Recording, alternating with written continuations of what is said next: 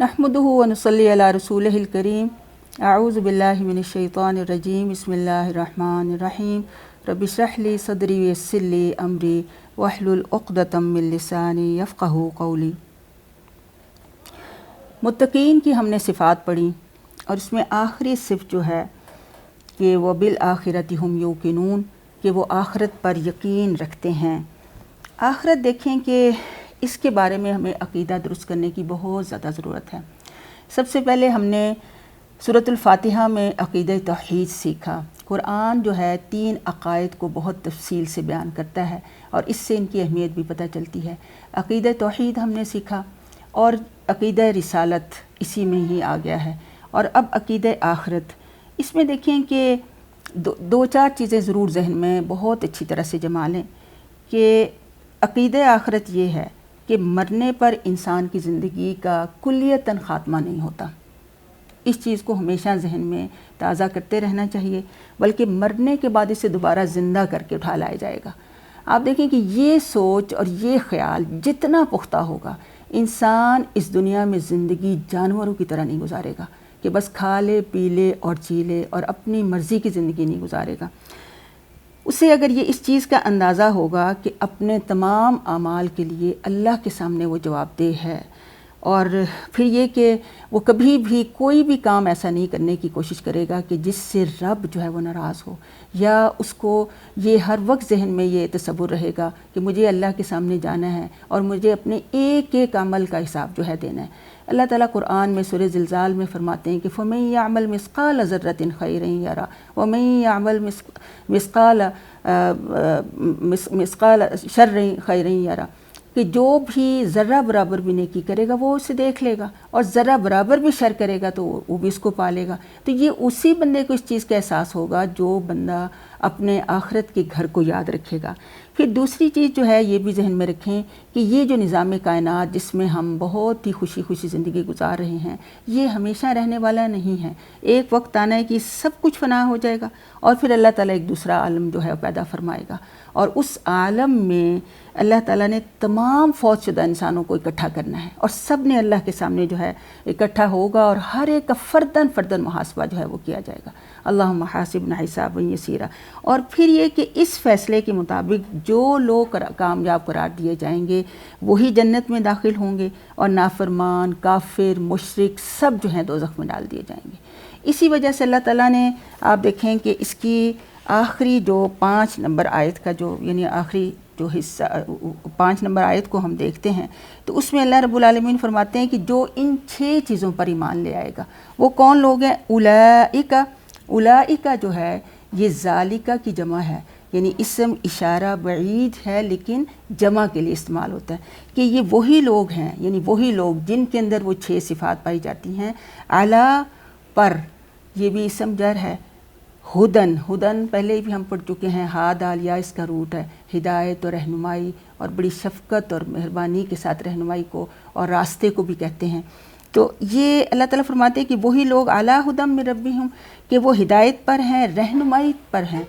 मिन से रब्बिहिम, रब हम पहले पढ़ चुके हैं, रब परवरदिगार, पालने वाला, परवरिश करने वाला, ज़र्रे से आफ्ताब बनाने वाला, और हम जो है ज़मीर उनके लिए इस्तेमाल होता है कि वो अपने रब की तरफ से हिदायत पर हैं, रहनुमाई पर हैं। और यहाँ हिदायत का वो दर्जा मुराद है जो हिदायत का सबसे ऊंचा दर्जा है और जो सिर्फ़ और सिर्फ खालिस्तन अल्लाह रब्बुल आलमीन के इख्तियार में है। और अल्लाह ये हिदायत उस बंदे को देते हैं जिस बंदे के अंदर शदीद तलब और तड़प होती है। तो इसलिए यहाँ पे मुत्तकीन जिनके अंदर वो सिफ़ात होंगी अल्लाह उन्हें हिदायत पे रखेगा। और फिर अल्लाह ताला फरमाते हैं कि वह उलाइका हुमुल मुफ़लिहून। यहाँ भी देखें कि और उलाइका वही लोग हैं, हुम अल मुफ़लिहून, फिर हम आ गया, यानी ये बार बार जो हम आ रहा है तो ये भी स्ट्रेस के लिए आ रहा है, ताकीद के लिए आ रहा है कि वो ज़रूर ज़रूर अल मुफ़लिहून यानी कामयाब होंगे, फ़लाह याफ्ता होंगे। ये भी उर्दू का लफ्ज़ है लेकिन इसका रूट क्या देखें, अल मुफ़लिहून में फ़ा लाम हा इसका रूट है। फ़लाह का असल में जो तर्जुमा होता है फाड़ना या किसी बंद चीज़ को खोलना है। तो यहाँ मुफ़लिह इसका इसम फ़ाइल है और मुफ़लिहून यानी कामयाब लोग जो फलाह پانے والے لوگ۔ تو یہاں اس سے مراد جو ہے یہ بھی ذہن میں رکھیں کہ قرآن جب فلاح کی بات کرتا ہے تو اس سے مراد صرف دنیا کی کامیابی نہیں ہوتی بلکہ دنیا اور آخرت کی کامیابی ہے۔ اور اس وجہ سے یہاں پہ اللہ تعالیٰ فرماتے ہیں کہ یہ لوگ جنہوں نے اللہ رب العالمین کی بتائی ہوئی ان صفات کو اپنے اندر پیدا کیا تو وہ اللہ کے نزدیک متقی بن گئے، وہ اس کتاب سے ہدایت بھی پائیں گے، اور وہی لوگ ہیں جو کہ اللہ رب العالمین کے مطابق وہی لوگ کامیاب بھی ہیں۔ اور آپ دیکھیں کہ فلاح جو ہے یہ کامیابی کے لیے ایک لفظ جو ہے وہ فوز بھی استعمال ہوتا ہے، لیکن جب فلاح جو کامیابی ہوتی ہے یہ ایسی کامیابی ہوتی ہے کہ جس میں انسان بڑی محنت کرتا ہے، کوشش کرتا ہے، پھر اس کو کامیابی ہوتی ہے۔ اسی وجہ سے کسان کو بھی عربی میں فلاح کہتے ہیں، کیونکہ فلاح دیکھیں کہ وہ کتنی محنت کرتا ہے، پہلے وہ بیج ڈالتا ہے، پھر اس کے بعد اس میں پانی ڈالتا ہے، پھر اس کو کہیں فصل اسے ملتی ہے، اس کو کاٹتا ہے، پھر اس کی محنت اس کے ہاتھ میں آتی ہے۔ تو اس لیے وہ تمام لوگ جو ایمان کا بیج اپنے دل میں بوتے ہیں، پھر اس کے بعد وہ تمام اعمال کے ذریعے ثابت کرتے ہیں، تو اللہ رب العالمین ان کو وہ کامیابی دیتا ہے جو دنیا اور آخرت کی کامیابی ہے، اور جس کے بارے میں قرآن خود بتاتا ہے کہ وہ کامیابی کیا ہے، فمن زحزح عن النار وادخل الجنۃ فقد فاز، کہ جو جہنم کی آگ سے بچا لیا گیا اور جنت میں داخل کر لیا گیا تو وہی جو ہے وہ کامیاب ہے۔ تو یہ کامیابی ہم نے حاصل کرنی ہے۔ اور یہاں پہ یہ بھی آپ دیکھیں کہ یہاں ارکان اسلام میں سے کچھ ارکان جو ہیں بتائے گئے ہیں، لیکن سارے ارکان نہیں بتائے، جیسے روزہ اور حج جو ہے اس کا ذکر نہیں کیا۔ تو اس میں دیکھیں کہ جس بندے کے اندر یہ والی صفات پیدا ہو جائیں گی تو وہ ضرور ہی باقی بھی تمام جو ارکان ہیں ان کا خیال رکھنے کے لیے مستعد ہو جائے گا۔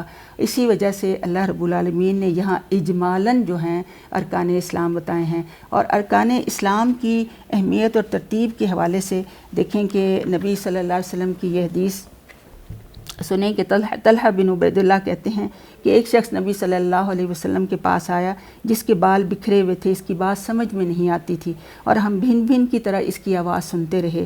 وہ نزدیک آیا تو معلوم ہوا کہ وہ اسلام کے بارے میں پوچھ رہا ہے۔ آپ صلی اللہ علیہ وسلم نے اسے فرمایا کہ اسلام یہ ہے کہ دن رات میں 5 نمازیں ادا کرنا۔ اس نے کہا اس کے علاوہ تو میرے ذمہ کچھ نہیں۔ آپ صلی اللہ علیہ وسلم فرمایا کہ نہیں الا یہ کہ تو کچھ نفلی نماز پڑھے۔ پھر آپ صلی اللہ علیہ وسلم فرمایا کہ رمضان کے روزے رکھنا۔ اس نے پوچھا اس کے علاوہ تو کوئی اور روزہ میرے ذمہ نہیں ہے۔ آپ صلی اللہ علیہ وسلم فرمایا کہ نہیں الا یہ کہ تو کوئی نفلی روزہ رکھے۔ پھر آپ صلی اللہ علیہ وسلم نے اسے زکوٰۃ کے متعلق بتایا تو کہنے لگا بس اور تو کوئی صدقہ میرے ذمہ نہیں۔ تو آپ صلی اللہ علیہ وسلم فرمایا کہ نہیں الا یہ کہ تو نفلی صدقہ کرے۔ پھر وہ پیٹھ موڑ کر چلا تو یہ کہتا جاتا تھا کہ اللہ کی قسم نہ میں اس میں بڑھاؤں گا اور نہ ہی گھٹاؤں گا۔ آپ صلی اللہ علیہ وسلم فرمایا کہ اگر یہ سچا ہے تو اپنی مراد کو پہنچ گیا، یعنی کامیاب ہو گیا۔ یہ بخاری میں ہمیں روایت ملتی ہے، اور اس روایت میں بھی ارکان اسلام کے اجمالاً جو ہے ذکر کیا گیا ہے۔ اس میں دیگر بڑے بڑے ارکان، کیونکہ حج بھی عمر میں ایک دفعہ ہی فرض ہے اور زکوٰۃ بھی جو ہے وہ اس صاحب حیثیت بندے کے اوپر جو ہے وہ فرض ہے۔ تو اس وجہ سے ہم دیکھتے ہیں کہ سارے اس میں جو ہے نہیں بتائے گئے، لیکن مختلف جگہوں پر ہمیں وہ تمام ارکان اور تقویٰ کی وہ تمام صفات قرآن میں ہم دیکھتے چلے جائیں گے، اور ہمارا یہ کام ہونا چاہیے کہ ہم وہ لسٹ تیار کریں کہ کس کس صفت کی وجہ سے ہم متقی بن سکتے ہیں، تاکہ ہم اس کتاب سے صحیح معنوں میں ہدایت یافتہ جو ہیں وہ ہو سکیں۔ یاد رکھیں کہ یہ کتاب صرف اور صرف یہی وہ کتاب ہے جو ہماری دنیا اور آخرت میں نجات کی ضامن ہے۔